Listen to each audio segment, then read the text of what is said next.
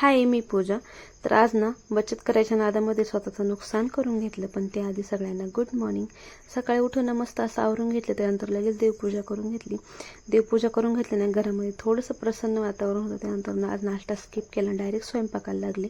स्वयंपाक करता करता चहा पण बनवायला घेतला. मस्त असा गरमागरम कडक चहा घेतला, फ्रेश वाटायला लागलं. नंतर दुपारी जरा देवळात जायचं होतं म्हणून मस्त असं आवरून घेतलं. मी आणि पिल्लूनं छान असं देवळात जाऊन आलो. घरी आल्यावरती ना लगेच त्याचे कपडे चेंज केले आणि जेवण करायला बसलो. जेवण करताना त्याला हा श्रीखंडाचा काहीतरी वेगळाच राडा करायचा होता. तर तो त्याचा श्रीखंड एन्जॉय करतो आणि तोपर्यंत आम्ही मस्त असा मराठी पिक्चर लावला होता. आज खूप दिवसांनी मराठी पिक्चर बघायचा मूड झाला होता आणि हा मूवी ना खरंच खूप इमोशनल होता. पिक्चर बघता बघताना कधी 4-5 वाजले कळलंच नाही. त्यानंतर उठले आणि लगेच चहा बनवायला घेतला. आणि चहा बनवायला घेतलं तेव्हा समजलं की दूध खराब झाले. मग काय, दिवसभर दूधच गरम नव्हतं केलं, गॅस वाचवायचं म्हणून. मग काय करणार. त्यानंतर दूध घेऊन आले आणि आल्यावरती नाही चिमण्यांचा असा काही चिवचिवाट चालला होता इथे. असो, आता बचत करायच्या नादामध्ये एवढं सगळं नुकसान तर केलंच होतं म्हणून मग घरी आल्यावर गरमागरम चहा घेतला आणि असा संपवला माझा दिवस. Thank you for watching. बाय.